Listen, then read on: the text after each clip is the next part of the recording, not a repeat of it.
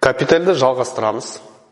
Алдыңғы сабақта біз капиталдың, яғни АБК-ның орнын сызған болатынбыз. Енді АБК-ның қалыңдығын жасаймыз.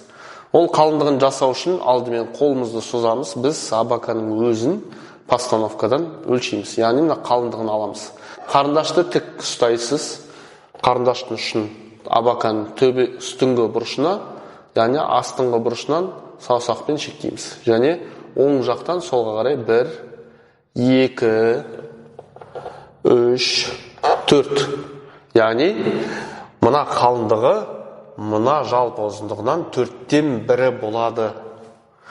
Сонымен біз аламызда өзіміздегі АБК-ның төбесін 4-ке бөлемізде 4-тен 1 бөлігін қалыңдық қылдырамыз.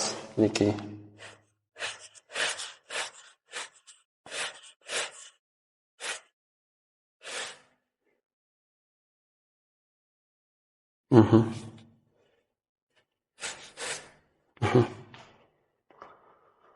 Мына жерде қарасақ, мұнда бұрыш бар. Мына бұрышты біз қалай табамыз? Яғни қолымызды созамыз. Мына екі бұрышты қарындашпен бұлай көздеп, өлшеп аламыз да. Яғни дәл осылай алып келеміз. Сонда қараймыз, есімізге сақтап аламыз, қай жерден деп тұрған. Міне. Осы жерден біз енді қиғашынан кетеміз. Міне. Қолымызды созамыз, АБК-ның төменгі бұрышын аламыз, қиғашынан жатқан.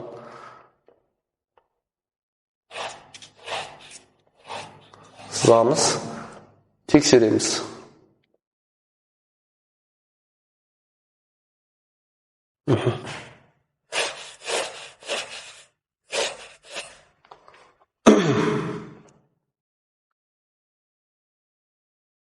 Мінекейіңіз. Енді қай жерден біз оны шектейміз? Мына жерден біз аяқтайтын нүктеміз белгісіз. Дәл осы жерде өлшегендей, мына жерде де, яғни бұрышпен бұрышты қарындашпен осылайынан көздеп аламыз. Алдық, қолымыз қозғалмайды, мынау қозғалмайды. Міне. Алдық, төменге түсірдік. Бізде мына нүкте белгілі, бірақ мына нүкте белгісіз. Сол себепті мына нүктемен екі нүктенің аламыз да астыға түсіре саламыз. Міне. Яғни осы жерден біз шектейміз. Енді әрі қарай жалғастыру үшін, мына арғы бұрышты табу үшін бізге мына жерден және мына жақтағы нүктеден екеуінен түзу сызық жүргізетін болсақ, яғни төменгі нүктесін табамыз.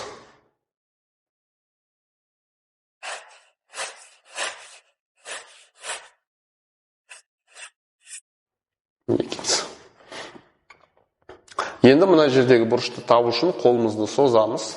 Дәл алдындағы екі бұрышын өлшегендей, оң жағынан жанастырып, бері қарай түсіреміз. Мінекей. Осы жерден біз АБК-ның төменгі бұрышын. Яғни мынау сызықтарға параллель сызамыз. Себебі біз мынаны осы АБК-ның төменгі бұрыштарынан алған болатынбыз.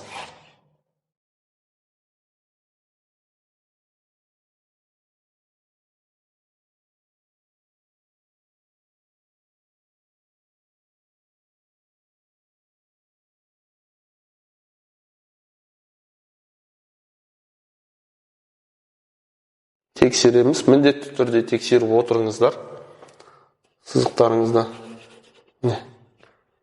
Артық сызықты алып отырамыз. Мінекейіңіз, мына АБК-ның төбесі, АБК-ның астыңғы шеті. Енді мына жерде астыңғы бұрышында біз диагональ жасаймыз. Диагональ дегеніміз бұрыштан бұрышқа түзу сызық жүргіземіз.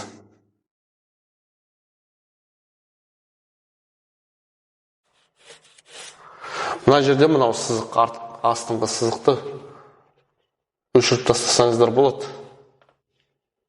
Кедергі жасамас үшін.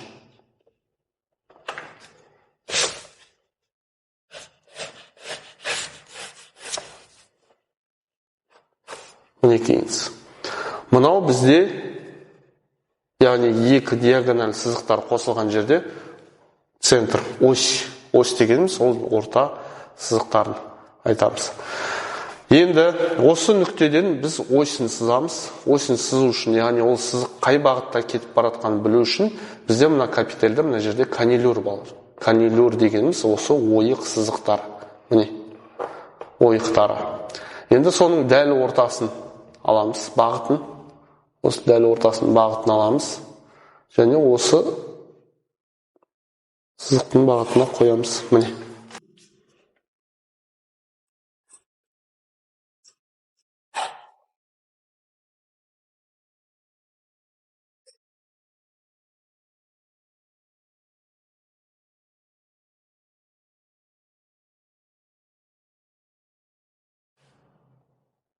Тағы да өлшейміз, қолымызды созамыз.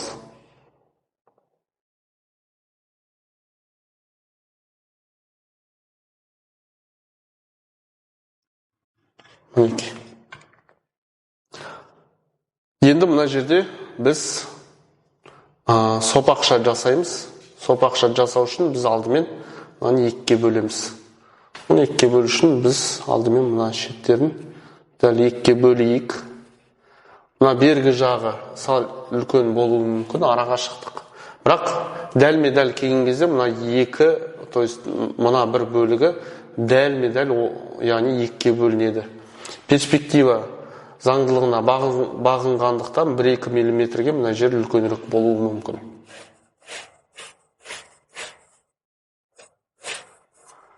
Центр нүктесі, яғни ортаңғы нүкте арқылы өткіземіз.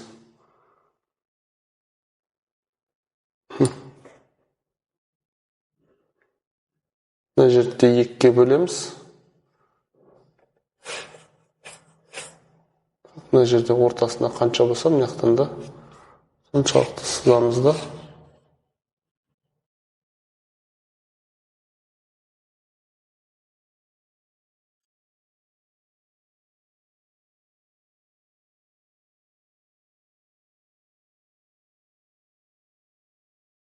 Енді осы жерден мына нүктесі, мына нүкте және мына нүктелерден бізде істейді. Мына сопақшаны сызамыз. Бірақ оны сызардан бұрын мына жерде екі шетіндегі нүктесін табуымыз қажет. Оны табу үшін біз капительден, яғни мына абаканың оң жақ шеткі бұрышынан екинға дейін осы өлшемді аламыз және есептейміз. 1, 2, 3, 4, 5, 6, 7. Яғни біз 7-ге бөлеміз. Дәл осы жерде 1, 2, 3, 4, 5, 6, 7. Яғни 7-ге бөлеміз. 1, 2, 3, 4, 5, 6. Так, тағы да үлкейтеміз. 1, 2, 3, 4, 5, 6, 7. Мінекейсіз.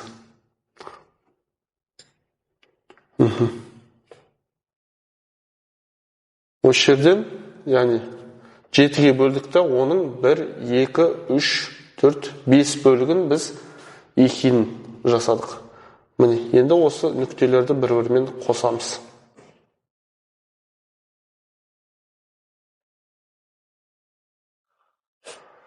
Мына сопақша жасаған кезде көп оқушылар негізі қателеседі. Олар қалай қателеседі десеңіздер. Егер мына жерде сопақша болатын болса,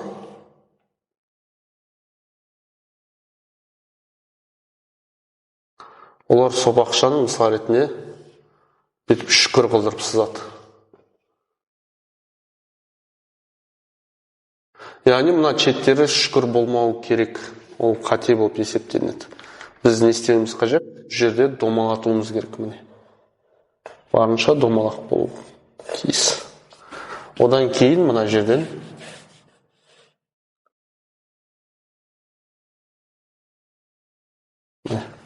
яғни мына сопақшада ешқандай қыр, ешқандай бұрыш жоқ.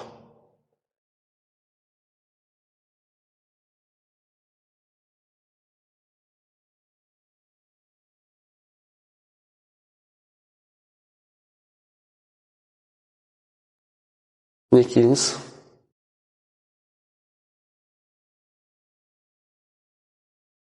Мына жерде диагональ бұрышын өшіре саламыз. Осылай бізде сопақша дайын болды.